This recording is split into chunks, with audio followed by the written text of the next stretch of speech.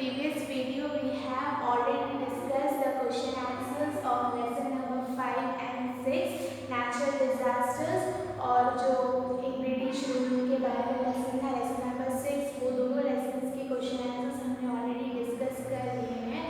Now we are going to discuss 7th and 8th lesson and you have to make sure कि आप ये चारों lessons text book read किए हो. तो अगर इन बिटवीन लेसन्स में से कोई भी क्वेश्चन आता है you should be able to answer them. Okay, so there are 4 lessons and that we have already discussed 2, so the remaining 2 we will discuss in this video.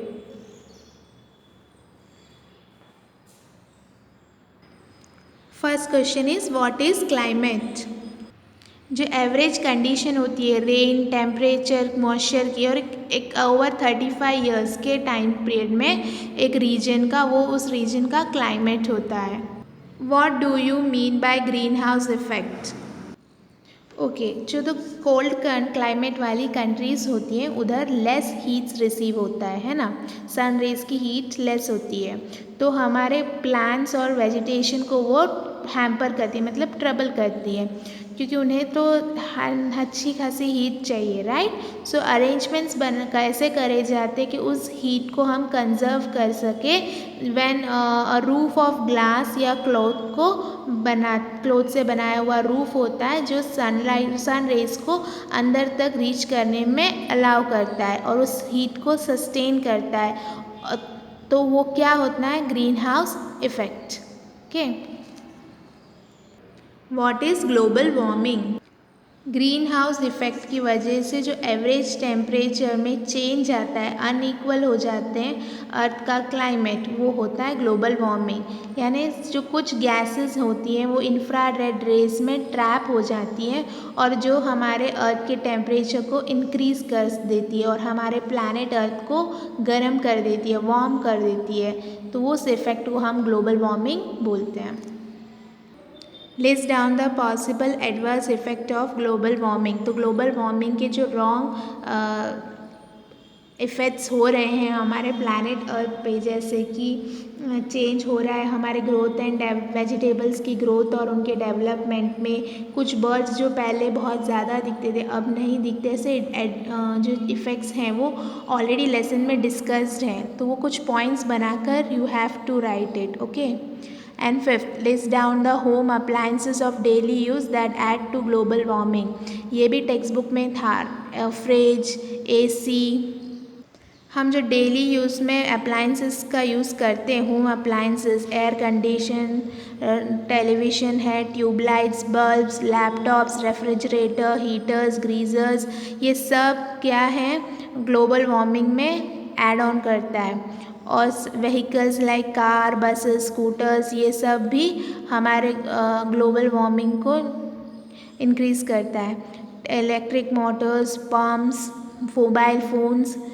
Okay, so ये सारी home appliances जो हम day to day life में use करते वो global warming में add on करता है. Which country hosted the last world convention to protect the environment? कौन सी कंट्री थी जिसने लास्ट वर्ल्ड कन्वेंशन को होस्ट किया था, मतलब उनके यहाँ पे करवाया था? तो वो थी डेनमार्क, जो हमने लेसन में देखा था. वो क्यों करा था? टू प्रोटेक्ट द एनवायरनमेंट, और वो ये कंडक्ट हुआ था 2009 में. ओके, सो डेनमार्क है वो कंट्री जिसने होस्ट किया था last world convention to protect the environment. Oh, these are the question answers of lesson number 8. First one, what do you mean by democracy and what is its main aim? तो democracy का meaning क्या है और उसका main M क्या है? Democracy क्या है? Of the people, for the people and by the people. General election होते हैं हर 5 साल में और लोग जो हैं वो अपने वोट्स कास्ट करते हैं अपने सिलेक्टेड लीडर्स के लिए, और जो सुप्रीम पावर है वो लोगों के हाथ में ही है. क्यों? क्योंकि वही चूज़ करते हैं कि उन्हें किसके हाथों गवर्न होना है. और डेमोक्रेसी राइट देती है गवर्नमेंट को क्लैरिफिकेशन देने की और रीजंस प्रोवाइड करने की. उन्होंने जो डिसीजन लिया है वो उन्हें क्यों सही लगता है उसका क्लैरिफाई करने का मौका देती है. और जो डेमोक्रेटिक कंट्री होती है वो लोगों के लिए ही बनती है क्योंकि लोग ही उन्हें चूज़ करते हैं और लोगों के लिए ही वो वर्क करते हैं। तो जो मेन एम है डेमोक्रेसी का वो क्या है? Welfare of the people. Which is the lower house of the parliament? So lower house है लोकसभा और अपर हाउस है Rajya Sabha. Third question, mention the main function of the parliament. Parliament में सेशंस कंडक्ट होते हैं, क्वेश्चन आवर्स होते हैं जो beginning में ही डिसाइड हो जाते हैं, और इस क्वेश्चन आवर्स में member of parliaments can ask question through which they gain information about the working of the government की वर्किंग के बारे में जानने के लिए वो क्वेश्चन आवर्स कंडक्ट करते हैं। And members of parliaments can also ask questions. Members draw attention to loopholes in the government functioning. तो जो पार्लियामेंट्स के मेंबर होते हैं वो जो गवर्नमेंट के फंक्शनिंग में जो गड़बड़ है, जो लूप होल्स हैं, उन्हें उन पर अटेंशन लाते हैं और लोगों का जो ओपिनियन है वो इस क्वेश्चन के थ्रू जाहिर करते हैं। एंड द पार्लियामेंट नए लॉज बनाती है, वो पुराने लॉज को अमेंडमेंट्स करती है। Fourth question, what are the responsibility of a member of parliament?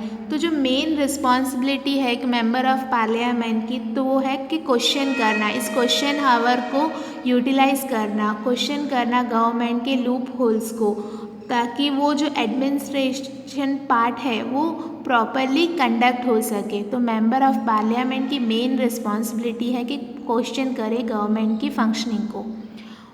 Fifth question, what does the government come to know during the question hour in the parliament? तो जो क्वेश्चन आवर होता है उसमें government को क्या पता चलता है वो आपको यहाँ मेंशन करना है। तो इस क्वेश्चन आवर के थ्रू गवर्नमेंट को अपनी ही वर्किंग ऑफ गवर्नमेंट के बारे में इंफॉर्मेशन मिलती है। ओके, क्योंकि ये लोग क्वेश्चन तो उसी वर्किंग के बारे में कर रहे हैं, तो मेंबर्स का जो गवर्नमेंट के डिसीजन में कुछ लूप होल्स हैं या फिर लोगों का जो ओपिनियन है उस लॉस को लेकर या गवर्नमेंट की फंक्शनिंग को लेकर, उसके बारे में जानकारी मिलती है। इम्पॉर्टेंट रिस्पॉन्सिबिलिटी होती है एक मेंबर ऑफ पार्लियामेंट की कि वो अपने गवर्नमेंट की फंक्शनिंग पर क्वेश्चन करें। 6. How does the opposition party play an important role in the democracy? So, in a democracy, the opposition party plays a major role. Okay, how does they play? So, they ensure the effective administration by the government. कैसे करती है वो administration को ensure proper हो रहा है या नहीं, वो लूप होल्स को दिखाती है गवर्नमेंट की through question hour. And also they ensure the effective administration by the government. Okay. 7th question, when does a bill become a law? तो एक बिल तब पास होता है जब दोनों हाउसेस यानी लोअर हाउस और अपर हाउस दोनों हाउसेस पास कर दे उस बिल को और उस बिल पर प्रेसिडेंट साइन करे, तब वो बिल लॉ बनता है। Okay, so this 3 are the major parts. So I hope all the question answers are clear to you. Start learning, okay? And do well during your exam. All the best.